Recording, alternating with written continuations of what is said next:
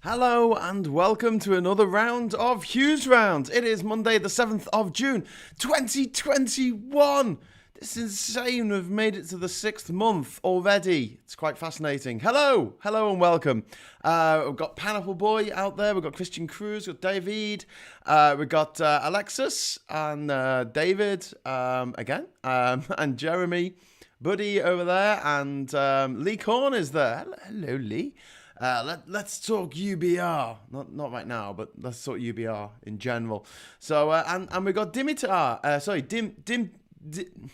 Dimtiar as well. Saying hi, hello. So today, what's been happening? So there's a cricketer called Ollie Robinson, and basically about 10 years ago, wrote some tweets that were quite offensive. And as a result, he's been suspended as a cricketer for England. And pending an investigation, he said sorry. He said, look, messed up. I said some wrong things when I was younger. And then the MPs, the dickheads that we elect to lord it over us and piss in our faces and tell us it's raining, get to say, oh, well, look, he was only young. He was only a teenager. Why are you punishing him now?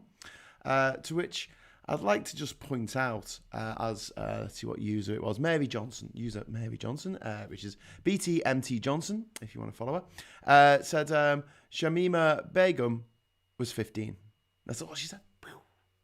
Right back at you, Oliver Dowden MP, who's the Member of Parliament for Culture, Media and Statues. I think he's the guy who gets very, very upset if anyone comes close to pulling down or defacing or creating problems for statues. It wasn't a great day for statues, actually. There was a statue of some scumbag in Canada that was toppled today after it had emerged that 215 children have been, their remains were found in one of these Catholic schools, boarding schools, I guess, where these children were taken from their parents forcibly, just like the stolen generations in in Australia, and basically brought up to be good little Catholics. We're gonna beat all that indigenousness out of you, and that's what they did. And some of the children did not survive the beating and died. A couple hundred of them, in fact, that we know of, possibly many, many more. Statue gone down. So I was inspired by that. I wrote to my local MP, Mary Foy, who is the MP for Durham City, and said there is a statue in the middle of our city, in the middle of Durham, which is of this guy called Charles Vane, and he was a mine owner, and he lobbied hard to continue to have 8-year-olds working down his freaking mines. So this guy killed Durham children. There's no doubt about it. He tortured them and killed them. And yet there's a massive statue of him on horseback with a silly hat on, riding through town, the city, the county of the children that he murdered. I mean, he murdered them. He sent them down to mines, knowing how dangerous it was. He didn't care. He was making lots of money. So, I'd like to see that statue toppled, or at least change the actual inscription on the side to say, this guy was a murderer of Durham children. That's what I wanted to say. So I've started that campaign today by writing to my MP, see what she says. I'll let you know what she gets back to me on. Usually MPs just ignore me. So, but hope springs eternal. Anyway, moving swiftly on. Just want to say hello to anyone else who's just turned up. We've got Pedro. Hi, Pedro. So hello, mate. Didn't know it was an evening show. Just made my night. Yes, today was an inset day, which means that the kids don't go to school, but the teachers do. Back in my day, it was called the Baker Day, after the then Secretary for Education. It was called something Baker. Kenneth Baker, was it? Was he the guy who played R2-D2 in Star Wars? Oh, well, I can't remember. Tom Baker, I think it was. Oh no, he was Doctor Who. Some kind of Baker. I don't know. Baker's dozen. Anyway, so they had a day off school today, so I was entertaining the children. I was entertaining the troops instead of getting on with my job, which is to entertain you.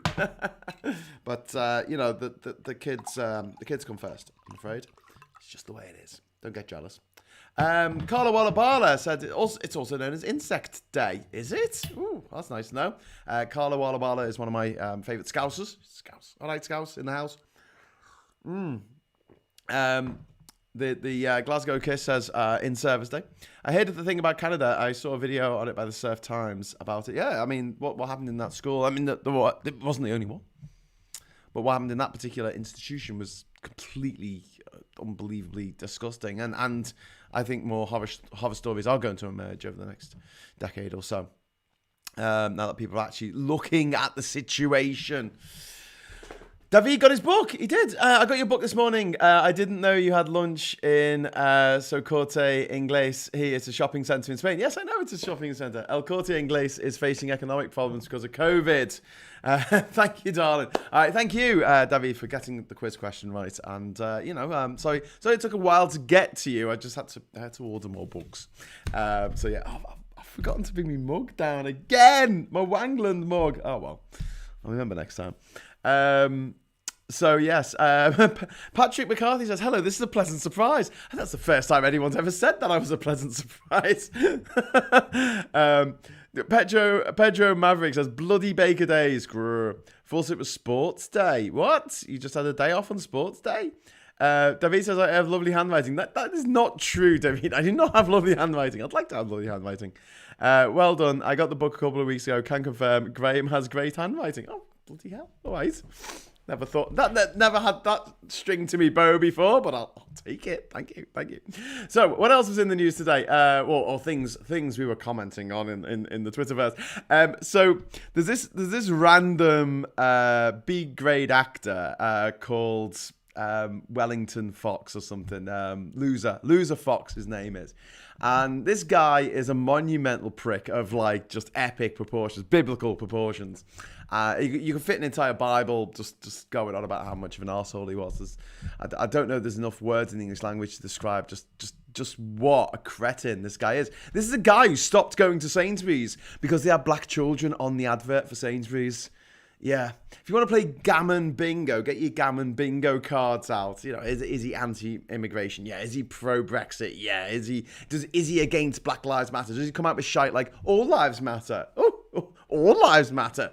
Yeah, he does. All the bingo cards, tick them off. But what was brilliant today is that he found himself incensed about the fact that in London, I think, they had installed on the pedestrian crossings for Pride.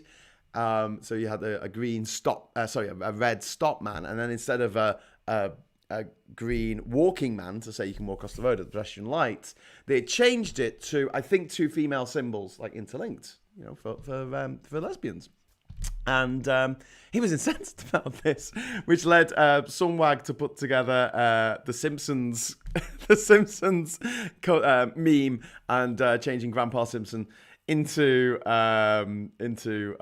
this cretin loser fox with his massive forehead, with his fist up in the air. I think the original is Old Man Yells at Cloud, but they've changed the headline to Old Man Yells at Traffic Light. But you know what? I love Pride, and I love Pride because it's amazing and it's awesome and it's great, and it's an opportunity for people in the gay community and lesbian community and bisexual community and trans community and everything else, intersex community, to get out and show their colours and know they're not alone, and know that they're not alone in the world. As someone pointed out today, the gay marriage in America has now been around longer than the Confederacy. So the thing was that their pride flag, the colours don't run. Anyway, unlike the Confederates who lost, they were the losing side. Like the Nazis in World War II, they were the losing side. Like the Trump supporters in 2020, they were the losing side. Anyway, old man yells at traffic light. That's one of the stories today. Yes, anyway. So also reported in the Times today was this headline: going to Europe for work, not as easy as you think. Yeah, we knew this was going to happen.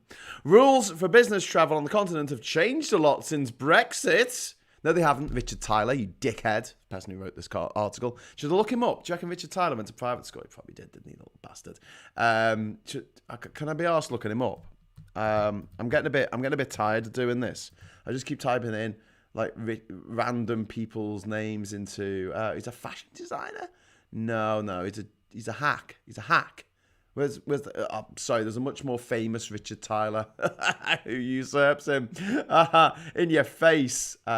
Times person. Anyway, so Richard Tyler saying that the rules have changed a lot since Brexit. They haven't changed at all. They haven't changed. The rules for third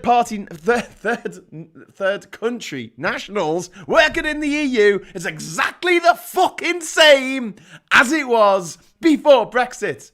It's just that we are now a third country and we weren't before. Someone's calling me. Oh. It's Charlie. Hello, Charlie. No, I'm not going to talk on the phone. I'll invite you on, Charlie. If you're watching, I'll invite you on if I want to talk. But I haven't got my phone connected up to the internet. Sorry, not the internet. My laptop. So the sound will be bloody awful. But we will talk. We will talk, Charlie. We will. Yes. Anyway, so where was I? Lost my flow now. Oh, I was talking about working in Europe. Yes. So basically, the thing is that we used to be able to live and work and retire and buy a house and get married and settle down and have children and set up a business in all of the countries of the EU, plus the countries of the EEA. We used to be able to do that. Now we can't because of Brexit. This is not a rule change. Since Brexit, it's always been the rule for countries that were not part of the EU or the EEA. Although we've got a wafer-thin deal with the EEA. A wafer-thin deal. The EEA just consists of three very, very, very small countries. I mean, Norway, it's 5 million, something like that. It's not that small. But, oh my God, Liechtenstein, it's less than 40,000 people. It's less than 40,000 people. That's tiny. That's like one of the smallest countries in the freaking world. That's like a Pacific Island level of demographics. 40,000. And in fact, there's more companies registered in Liechtenstein than there are actual people living there. So work that one out. Anyway, so bands are going to play there. Yay. Good luck. The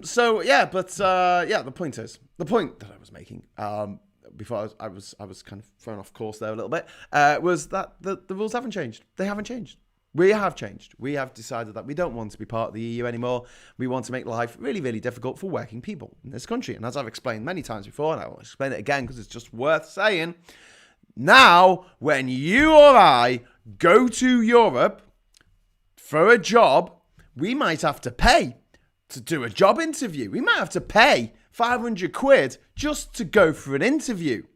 And if we go for that interview, the employer is under no real obligation to take you above anyone else. Although they have an obligation to take someone who is a national, an EU national, an EU citizen over you. So they have to make sure there's no one in the queue for that job ahead of you with the same qualifications who's from Europe. Because they have to get the job first. Or they will get their job first. Because they don't need a work permit. You need a work permit. Nigel Farage, fuckface Farage, his kids, his horrible, nasty, snot-faced crotch spawn do not need to get a work permit because those little bastards have got EU passports. And I'm sorry for calling them bastards. I'm sorry, apologies. Obviously, sins of the father and all that jazz, not their fault. Their dad happens to be the bollock-faced foghorn of ignorance, Nigel Farage himself. But the fact remains that he made damn sure that his kids didn't have to go through this shit when they're going for jobs. But it gets worse. It's not just about me or you going over to Europe and trying to get a job in Europe, which is fucked now. It's over. Forget about it.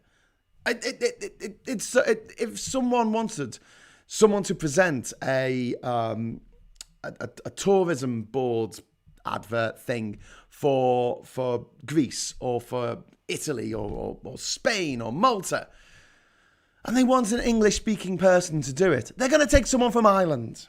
They're just going to take someone from... They're not going to take me. Because I require a work permit. And it costs money. Paperwork. Bollocks to that. Things are budgeted. Everything is budgeted. What's the budget? That's the first thing you ask when you get a job like this. What's the budget? And they are not going to spend a chunk of that budget on your work permit. They're just not going to do it. Oh, man. But then, like I say, it gets worse. When applying for jobs in this country for the next 20 fucking years until we rejoin the EU, whenever that is, you are going to be at the back of the queue compared with British nationals with EU passports, like Nigel Farage's snot-faced crotch spawn. You think that's fair? Because I don't. Not only are they getting a leg up because they're presumably being privately educated right now, like their father was, probably his father before him, they're also going to be getting those jobs, not just because of the old boy network that literally runs everything in this country, but also because they have EU passports. And you don't, and I don't. Well, I do. Got my old ones, but they don't count for shit anymore. I just throw all them away. Right, anyway, but they got lovely stamps in. Lots of lovely stamps. Yay, Pride Month, says David. Pride started by a black trans sex worker. Yes, indeed. Duke Vengeance says the right always cries cancel culture, but not when they do it to themselves. Indeed. EU makes slight concessions to alleviate UK issues. The protocol they negotiated, agreed to, and signed. Indeed. Kinnell, I just put you on my TV. It's like you're in the room. Back to iPod. Haha. What?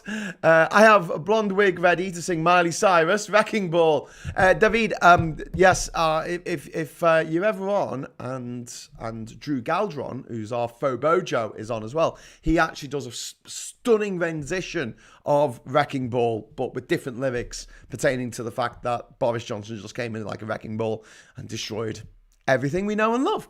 What an arsehole. Pineapple Boy says, you're obsessed with private schools. I am. Well observed, Pineapple Boy. I don't feel like Britain, the British people, will be free until the last stone from the last public school falls on the last toff. To paraphrase Rousseau, maybe. Anyway, Graham does speak about Nigel. Ignore that stupid man. Be great that nicotine stained a man frog's children turned on him. Yes. Be good that they ate him like spiders sometimes eat their mum. Liechtenstein, the world capital of dentures. Well, I didn't know that. Panel Boy, because we don't want to be ruled by the 7%. Well, let's dive into this actually for a moment. Not that I go on about it. I don't think I go on about it that much. I do go on about it a bit though, don't I? But in the words of the great Mother Teresa, give a shit. Here is Kay Burley. Here is Kay Burley on the telly boxes. Screencast. Woo, that's gone all freaky. That didn't work out like I wanted it to. Just give me a moment. Yes, that's much better. Okay, so here's some Tory MP on Kay Burley show today. It's on Sky News, so we'll put this on here. I'll put the sound on for you.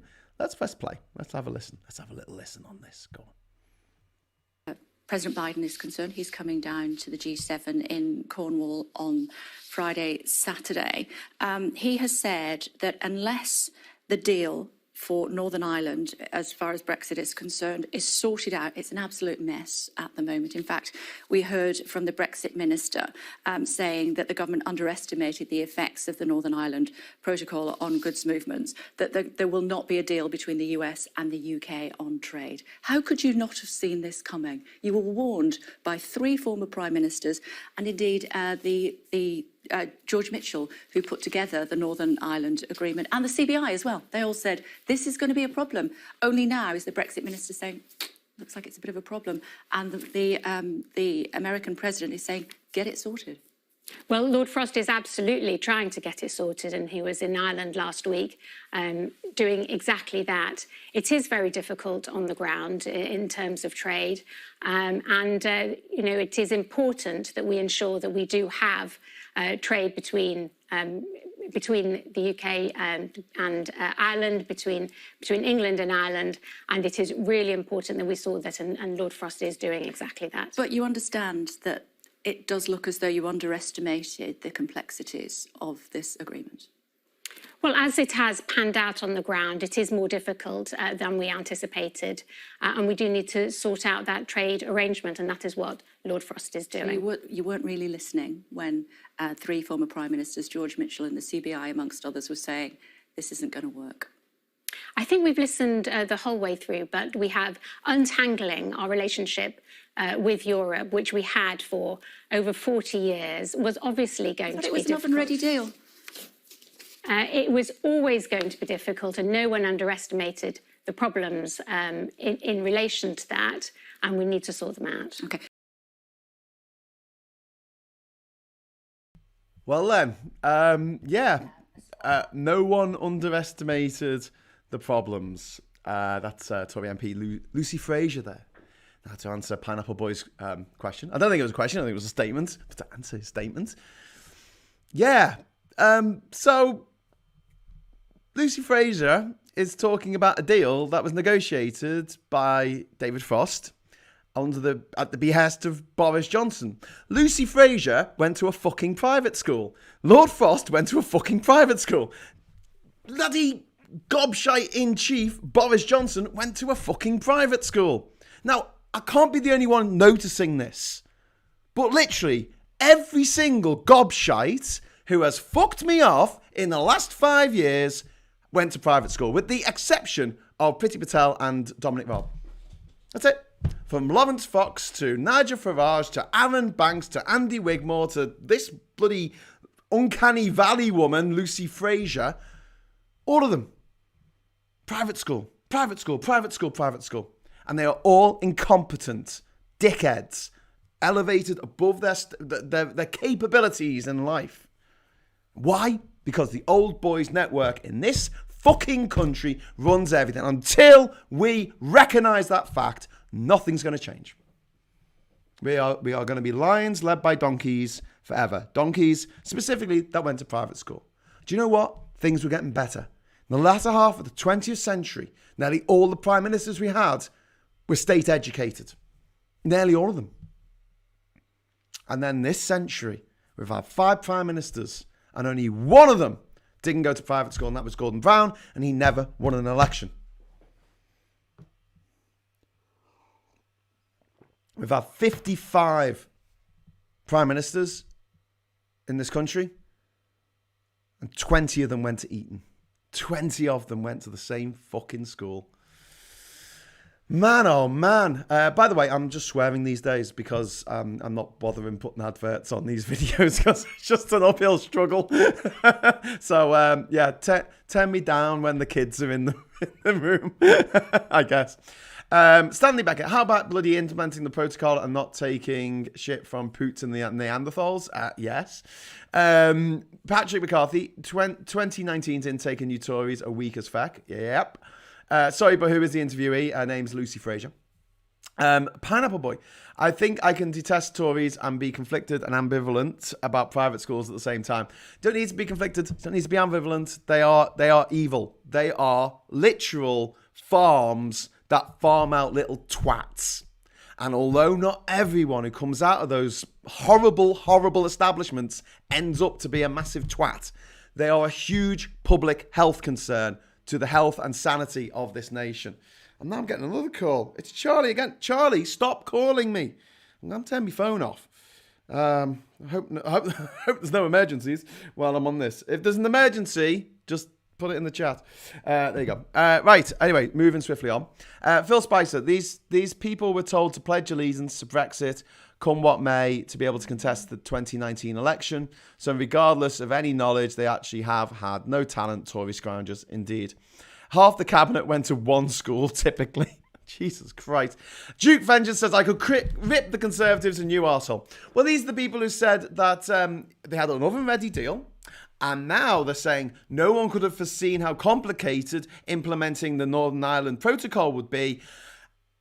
And yet, at the end of that same frickin' interview that you just watched, the uncanny valley woman said out the hole in her face, she said, "Oh yeah, but no one thought it was going to be easy." I heard distinctly David Davis saying that it would be the easiest deal in history. Wasn't that what he said? I'm sure he said it was going to be the easiest deal in history. But no one said that. Nobody, not even that guy who totally said it when he was in charge of fucking Brexit.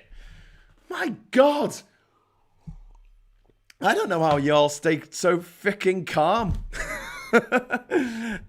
Charlie said it's an emergency. Is it, Charlie? What's the emergency? Just tell me in the chat.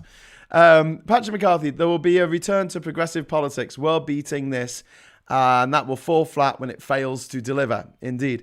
Graham, the sensation this Xmas Priti Patel, the doll, haha, she comes with a red list of deported nationalities. Yeah, she's absolute scum. And one of the most horrifying news stories today was that the body of a small child washed up on the beach in Norway.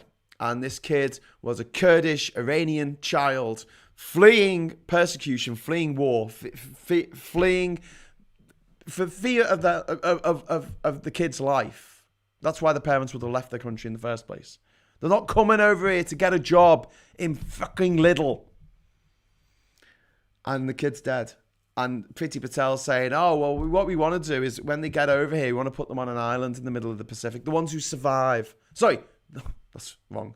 An island in the middle of the Atlantic. Put them in St. Helena. Put them in Ascension Island.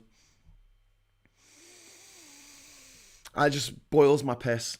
And why these people are allowed to continue doing what they're doing. We had Hat Mancock today, or the other day, being cleared of any wrongdoing by one of his cronies in the Tory party, because he didn't know that he owned 20% of his sister's company or something. He wasn't aware that he was getting a dodgy PPE deal to his sister's company that he had a vested interest in.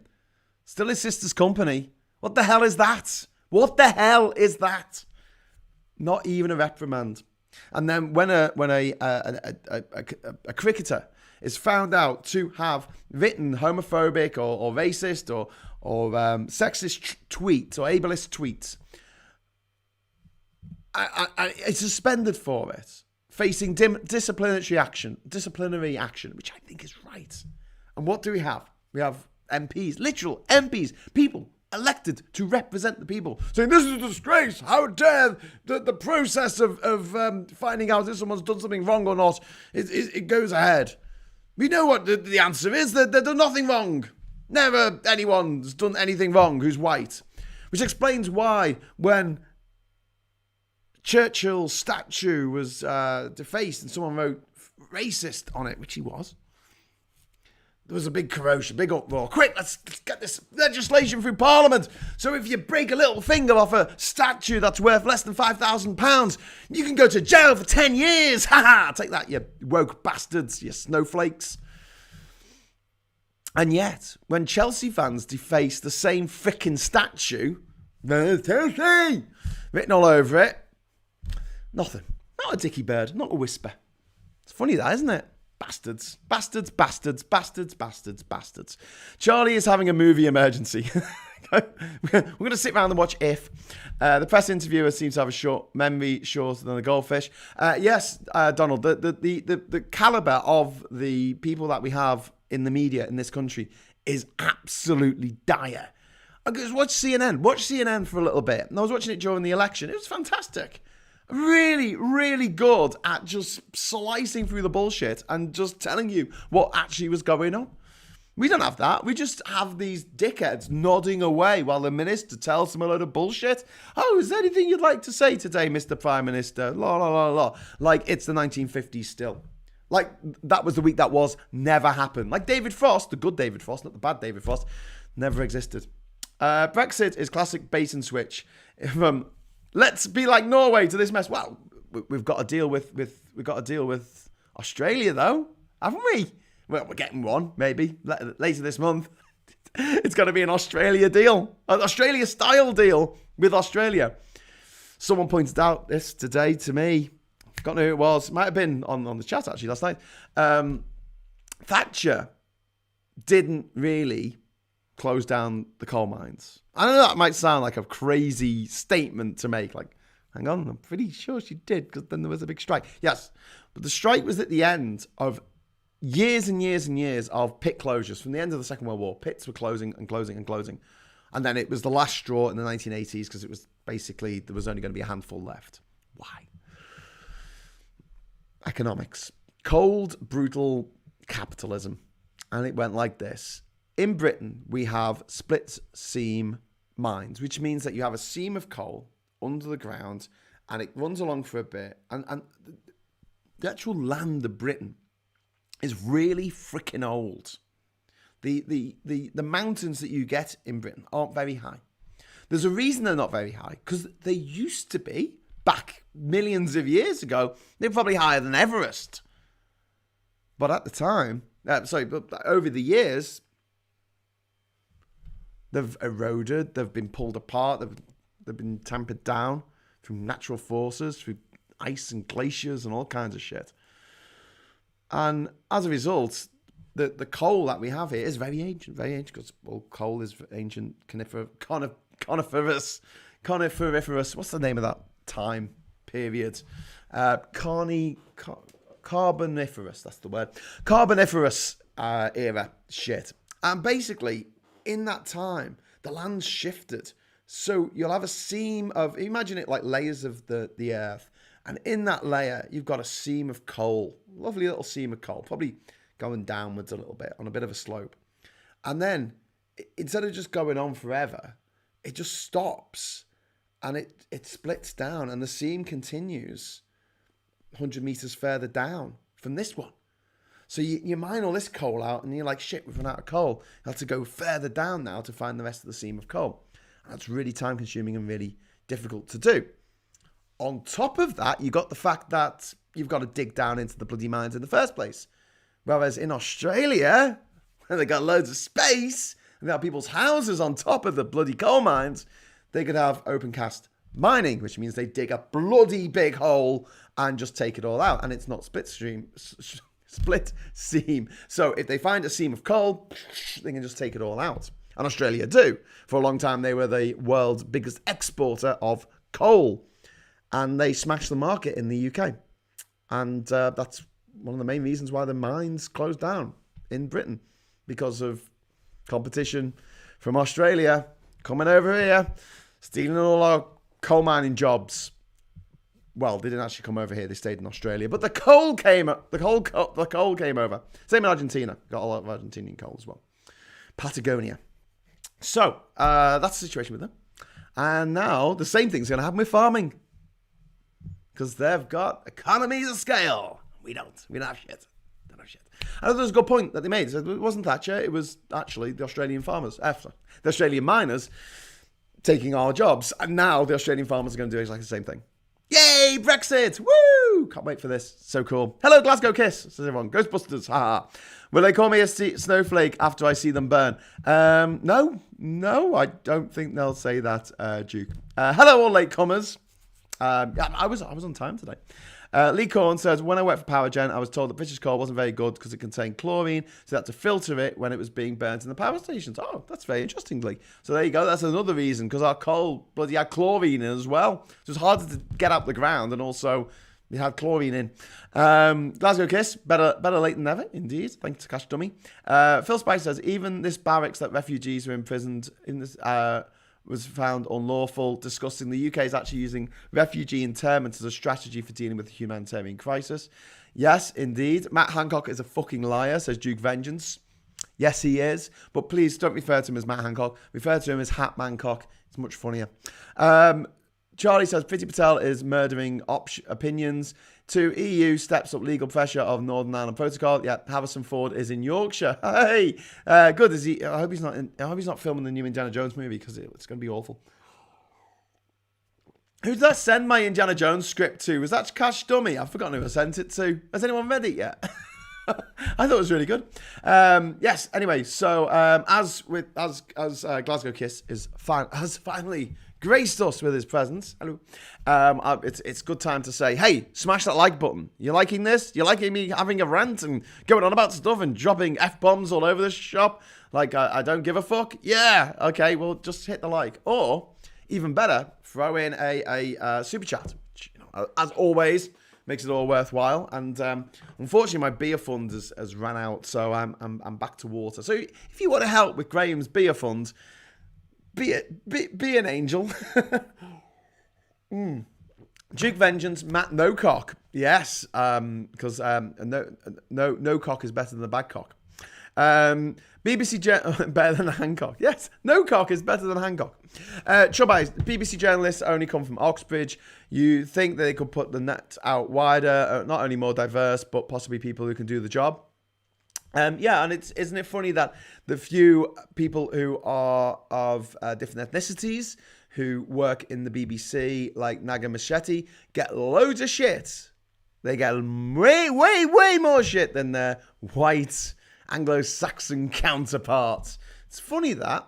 So talking of racism, the England team has been taking a knee before the matches, and this has made some horrible dickheads boo at them doing this, which is bloody disgraceful. Yes, and Gary Lineker put it really, really well. I'm just clicking on Gary Lineker's feed here. Sorry, he's probably put a load of stuff up today.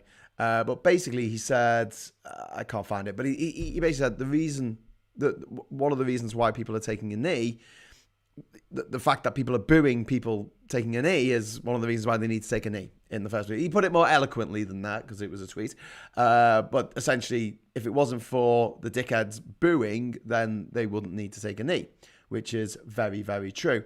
It's all match of the day stuff. I hope Gary Lineker doesn't get into trouble for being too political. It's all right when people on the BBC, like that horrible little gobshite, the fat man, what's his name, Scottish guy, Andrew Neil, he can be as partial as he likes. That's fine. He can introduce gammon box news to the world, and that's okay. But if a sports pundit says anything mildly political in support of, I don't know, footballers like Marcus Rashford actually making the world a better place, country a better place, through making sure that all children have a school meal in their bellies rather than, I don't know, starving, because that's the preferable thing for Tories. They'd rather see people starve, which I'm going to come on to in a moment. Gary Lineker.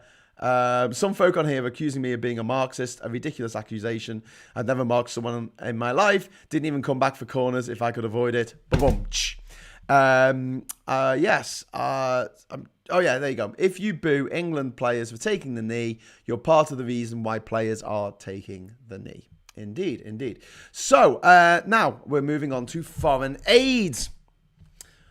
Recently, this bastard scumbag, shithole, fuckbags, gobshites, whatever you want to call them, Tory people, they cut the overseas aid budget from 0.7% of our GDP to 0.5% of our GDP. And that doesn't sound like a massive cut. It doesn't sound like much at all. But actually, that translates to millions and millions and millions of pounds to projects that are no longer going to charities and places around the world where the people bloody need this money, okay? Johnson, apparently, he's got 40 Conservative rebels are fighting on getting overseas funding restored. And 40 is the magic number over there because they've got an 80-seat majority.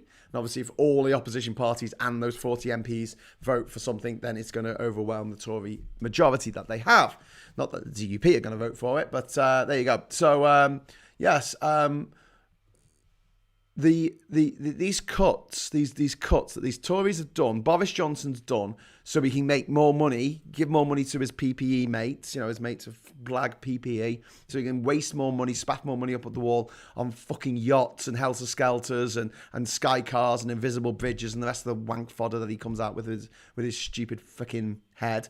It cuts aid to some of the world's poorest countries by 42% in the middle of a global pandemic. Anyway, So on Tuesday, senior figures, including former Prime Minister Theresa May, are expected to line up to condemn the cuts in an hours-long emergency debate, which will create embarrassment for Johnson as world leaders head to Britain this week for the G7 summit. I don't know how long Britain's going to be in the G7, the way things are going. But Johnson's government swerved a more potent embarrassment after the Speaker ruled that an amendment proposed by MPs could not be put to a binding vote. Thanks for that, Lindsay. Isn't Lindsay Hoyle a bit bloody useless? Am I just the only one who thinks this? Yeah. Oh, Cash Dummy, thank you. £5, €5, woo! For the beer fund and for being late. Welcome back. Love the rants about privately educated pricks. It's not their fault, they're privately educated, but it is their fault that they lord it over us. And whenever I complain about it, they say, oh, but my parents worked really hard to send me to private school. Oh! And that's why I'm now king of Sweden. And I'm like, yeah. I find that, I said this yesterday, I find that really fucking insulting when people say that. Because what it implies, very much, is that my parents didn't work hard enough. Your parents didn't work hard enough. If only they worked harder and loved you more and sent you to one of these... I want to say the C word. Can I say the C word? The see you next Tuesday farms. Yes, and then you would have possibly been bullied, maybe even sexually abused, as many children who went to these places were. But at least you got a good chance of getting a top job. 5 times more likely to get a top job if you went to a private school. 5 times more likely. And if you think that is fair, I'm sorry, we're not on the same page here. We're not on the same page. I want a meritocracy. I want the best people doing the job. I want the best pilots flying the planes. I want the best dentists pulling people's teeth out. I want the best brain surgeons surgeoning people's freaking brains. I do not want this mediocre bunch of knobheads, the sixth form debating society, running the freaking country into the ground. It is not good for the health of the nation. That's why I think that public schools are a major public health concern. That's my take on the matter. And if you can persuade me otherwise in the comments, please do. And I'll try and get tomorrow. Right, I'm doing the show at the normal time at 1 o'clock tomorrow. So I'll try and get my phone plugged in so you can actually chat with me. And if you want to call me up and say, Graham, you're a knobhead, this is what you don't understand because I went to private school and now I'm, I don't know, Emperor of the Moon or something. I mean, it was all through hard work because I worked harder than everybody else. Bullshit, you worked harder than everybody else. Everyone works just as hard as everyone else. Maybe there's some people who sit on the couch all day and play PlayStation, but I don't know anyone like that. I really don't. I mean, most of the people I know work bloody hard for not much money. That's because I only hang out with beatniks and creatives, but there you go. Maybe Harrison Ford is filming Indie Ref Jones. Hey, I like that, David. Indie Ref Jones in Scotland. Been here a while, just quiet, you know me, lol. I should have talked about Scottish independence. That would have drawn you out, Glasgow. Just come. I've got some shortbread. Chubai says... sulfur, not chloride. There are only 2 gases. Desulfurization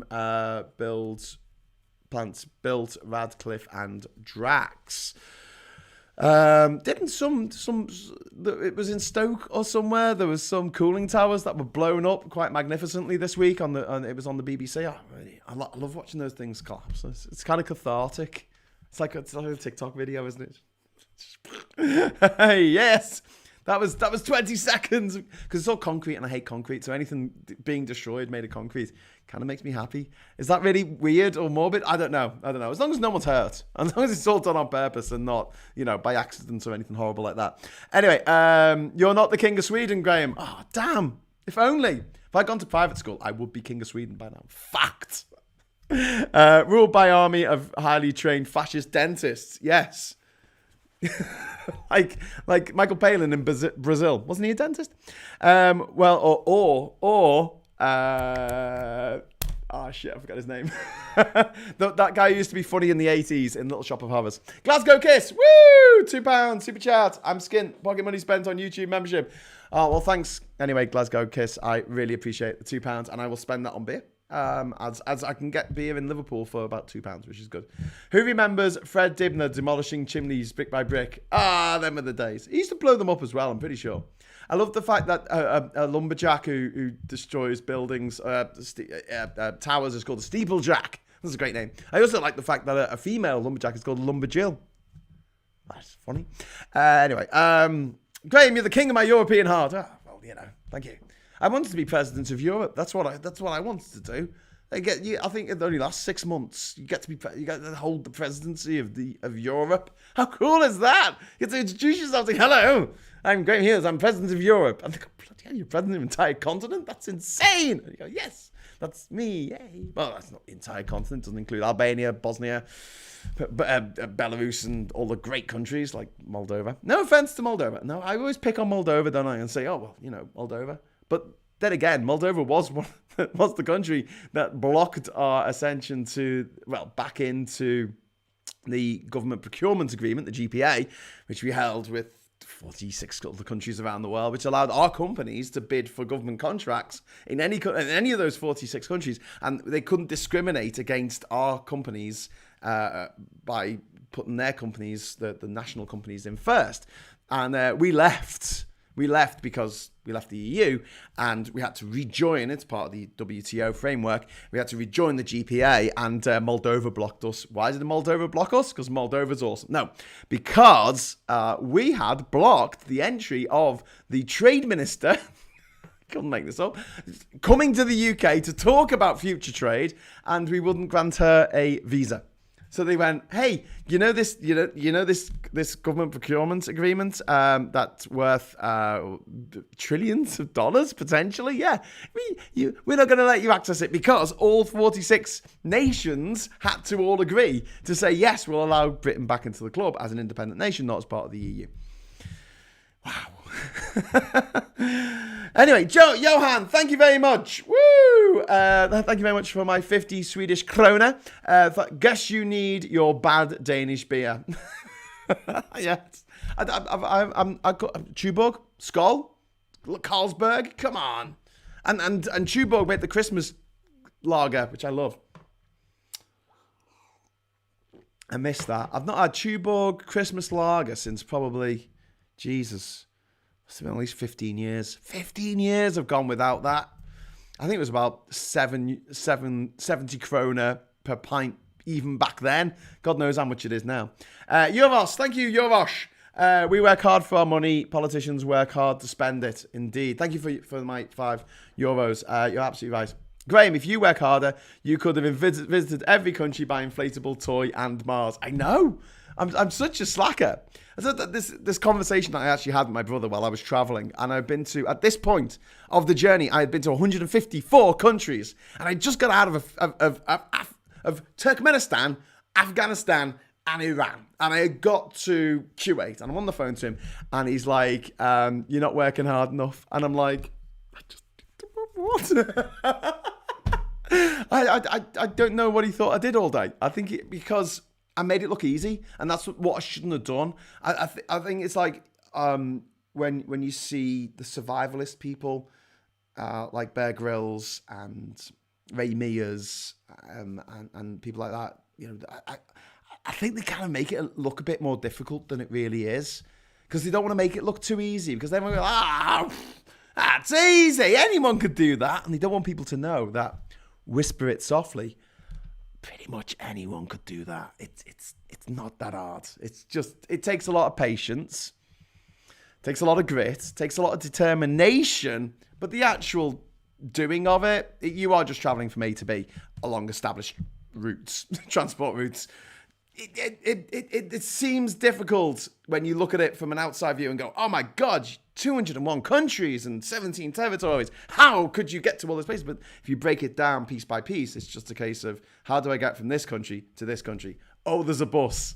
Sorry to just sort of undermine my own achievements there, but Green Tuborg. I think Tuborg and Carlsberg, are made in the same place. I think they're probably the same lager, actually. Fred Dibner, did you like that? Tuborg is available in home bargains. Home and bargain, Phil. Home and Bargain.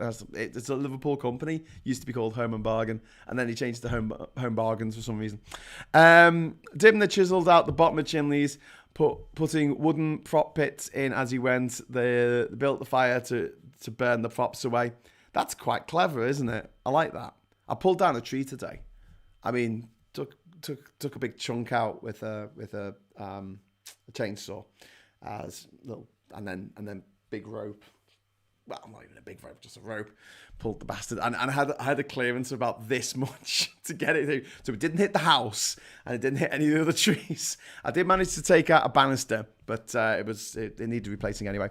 But yeah, very satisfying. Pulling down a tree. Take that tree. That's what you get for being beautiful and giving us oxygen, you bastard. But it was blocking the sunlight. So anyway, moving swiftly. I just do what I'm told. Look, this isn't my house. I'm just like squatting here in the basement making videos. So, you know, I just do what I'm told. Glasgow Kiss. I think if you look at the stream and close the chat on mobile, there's a thumb button there. Give it a thumb. Don't close the chat though. Come back. Is it safe, Marathon Man? Is it safe? There's a story about Marathon Man. I don't know if it's true or not, but who's the actor? Was John Gielgud in it? No, it wasn't John Gielgud. Who was it? I think it was John. I'm going to look it up. Quickly so I don't look like a dickhead.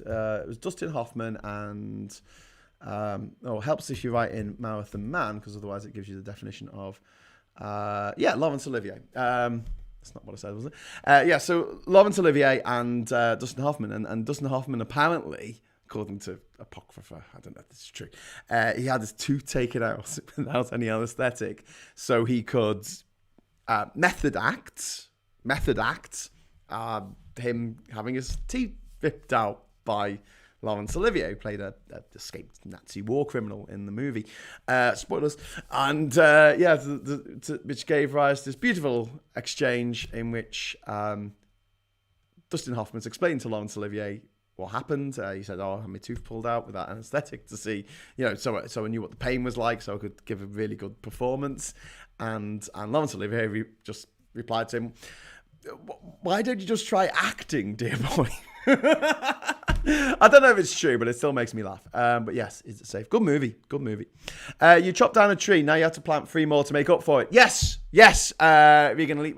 That will be done. In fact, there'll be more than 3 trees planted where it used to be, because it was a big conifer. So in the area that the conifer took up, there's plenty more space to fill up with other trees. So yes, maybe ones that are a bit more useful and less light blocking than a conifer.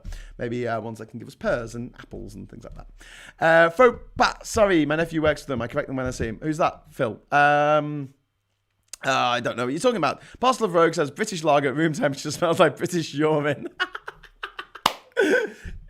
You're not wrong. Ale is better. Glasgow Kids, if you look at the stream and close the chat, they've done that one.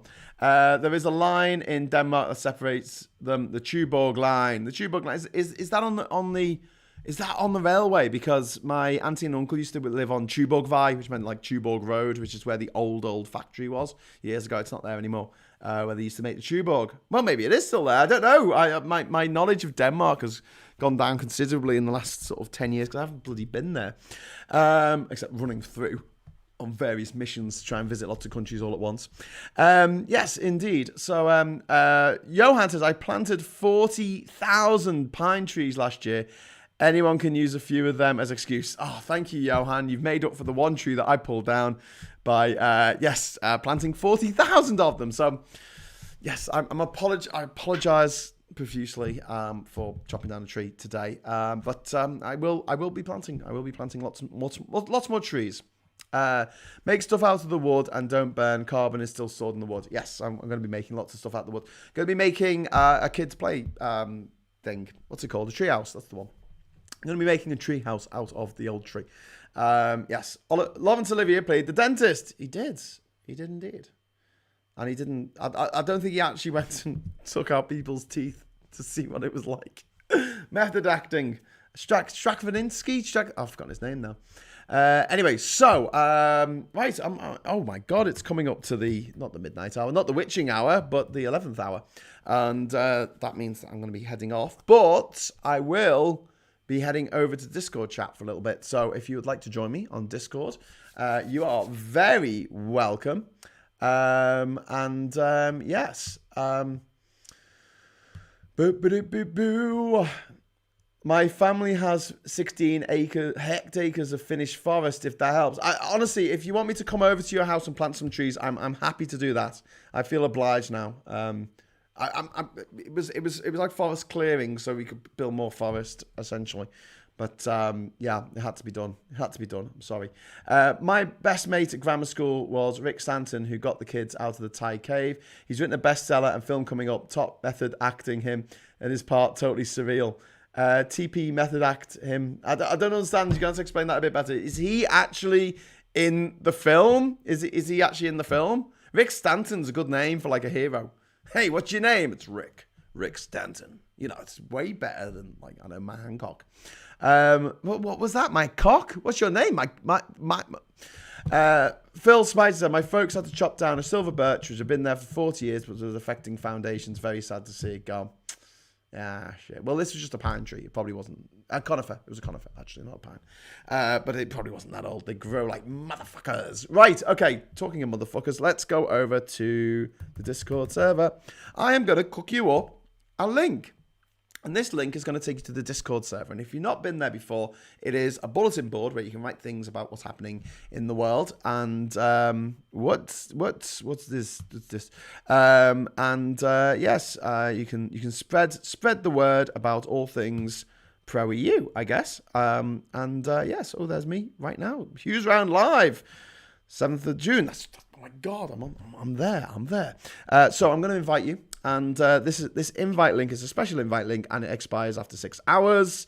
So I'm going to generate it now, and I'm going to put it into the Restream chat. So hopefully it'll come up. Yes. Johan says, "Please come and plant trees, and I can have a beer and look." Yes, I'm so happy to plant some trees. In fact, I think I'll enjoy planting trees more than chopping them down. There's a great line, isn't there, that every man should write a book, plant a tree, and father a child. I don't think I'm ever going to get to the last one, but the first two I can do more than one. I can do plenty. But yeah, so I planted lots of trees on my island, actually, on Ginger Island. So and enjoyed the fruits of those trees as well. I plant trees every day in the toilet. Oh, David, come on there. Ale time, says Parcel of Rogue. Indeed.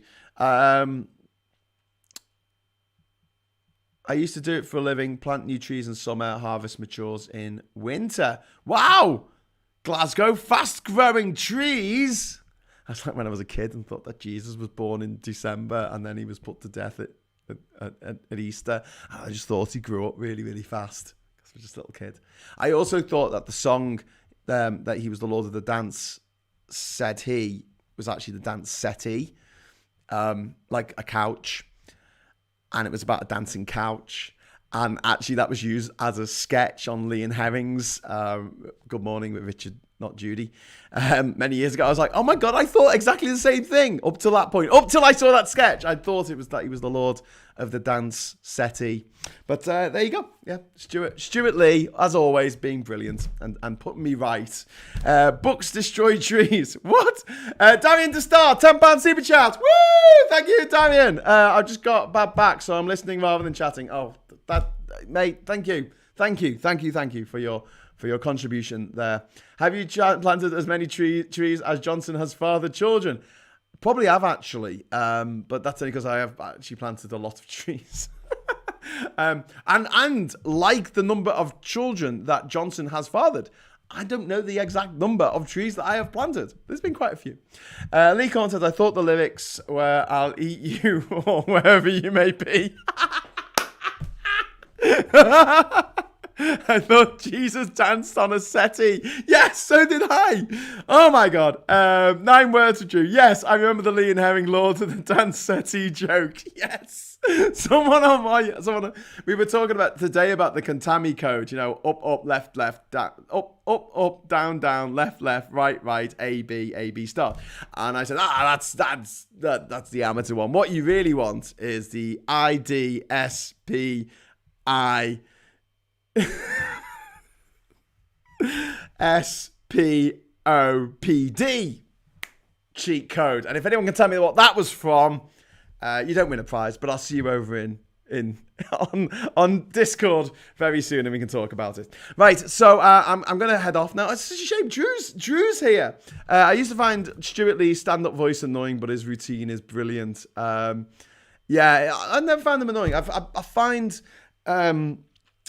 Jimmy Carr. He does look like a haunted ventriloquist puppet, doesn't he? He looks like... Have you ever seen that movie, Magic, with Anthony Hopkins in the 1970s? And it's about this he gets sort of taken over by his puppet who talks to him. And it's a really good movie, actually. And I think it's based on there was a British horror anthology. I'm not making this up, from like the 1950s. And it was about this strangers trapped in a house for whatever reason. They were telling each other ghost stories, and one of them involved a ventriloquist puppet taking over. Anyway, the ventriloquist, and it's a good movie. What the hell was that called? If anyone can tell me that, I'd be very impressed. IDKFA, haunted ventriloquist puppet. Well, he does, doesn't he? And he's got a really annoying laugh. However, he is quite funny. He comes out with some funny stuff, but I don't know, there's something about him that irritates the living crap out of me. But he is quite funny, so I'll forgive him. Unlike that really unfunny Scouse comedian, I know that doesn't narrow it down, but he's on everything. He's really, really not funny, and he just annoys me on every level, and he's not funny, so that's unforgivable. And the thing is, I am not unlike most people in life. If someone can make you laugh, you forgive them a lot of shit. In a way that you would not if they were just not affable, if they didn't make you laugh. So no one will forgive Keir Starmer any shit because he's not funny. He's not even mildly funny. I don't think he's ever told a joke in his life. I don't think he knows what a joke is. I don't know if he'll recognise one if he saw one. Whereas Boris Johnson... people find him funny. I don't know why, in the same way that I don't know why people find Mrs. Brown Boys funny. Trump, people find him funny. Objectively funny. They go, oh, well, he comes out with stuff, which is quite amusing. And so they're willing to forgive. And I've noticed this in life as well. My friends who have done horrible things in the past, the ones who made me laugh, I'm a lot more forgiving. It's a fewer... length of time before I deem them worthy of friendship again, because they make me laugh. There's a human foible for you. Also, a good trick in life, a cheat code, a hack for life. Just be a bit funnier, and then you can get away with shit. Except murder, probably couldn't get away with that unless you went to private school with Boris Johnson. Get away with anything. Damien DeStar, back in the day, I used to run a comedy club. I used to book Stuart Lee. He used to be an incredibly pleasant, intelligent man. I hope he still is. Oh, that's nice. Native hardwood trees are the ones to plant. Anyone can collect acorns, etc., and throw them on rough ground. Okay. Well, yeah. If anyone wants to recommend what trees to plant, let's have a little tree discussion. A tree discussion. That doesn't really work, does it? On Discord, because I'm going to head over there. Oh, in a doomed country, you'd want to walk through the walls to get out. Thank you, Pineapple Boy. You got the reference. Thank you very much. Right, so yes, I'm gonna head off now. So thank you very much for watching. You are all amazing and incredible, and especially so if you are a member or one of my patrons. You absolutely rock. You keep this channel alive. You keep it going. And although I might take off a week now and again, every 6 months. Jesus Christ. Up till last week, I had done on average one show a day since November the 3rd. Thank you. But now I'm back into the saddle. Yovosh says, I'm not forgiving that one, Graham. What? Which one? What? Anyone practicing ventriloquism in 2021 should have a serious word with themselves. That's a bit harsh, Pedro. I still think it's quite a good party trick, isn't it? Maybot 1.0 will be eventually placed in a Brexit exhibit in the House of European History in Brussels. I always thought David Cameron was like Data from Star Trek, except with less of a personality. You know, like less emotional, less just humanity about him. There's, again, going back to the uncanny valley. Whether he is actually a real person or not, I don't know. And my mum says, good night, Graham. Thanks, Mum. Good night, Mum. It's always awful for me when I realise at the end of all this, after me swearing my head off that my mum's been watching the whole thing. Sorry, Mum. Anyway, so did anyone get the question? Did anyone get the other one, not the Doom one? The native harbour trees, ABBA, tried to fox today. Anyone doomed? Walnut and sweet chestnuts. Ooh, that sounds good. And I've got some spam. Look at this. Some spam from bloody Twitch. Go away, Twitch. You spammy spam bots. I'm gonna just block you. Go away. Anyway, so there you go. All right, I'm gonna head off. Like I said I would. I remember planting a conker in a pot. 2 years later, punched itself through the bottom. It was so strong, incredible strength. It was a conker there. And on that bombshell, I will see you tomorrow at 1 o'clock. 1 o'clock British summertime for another round of HughesRound. Until then, thanks for watching. And hello, good evening, welcome, and goodbye.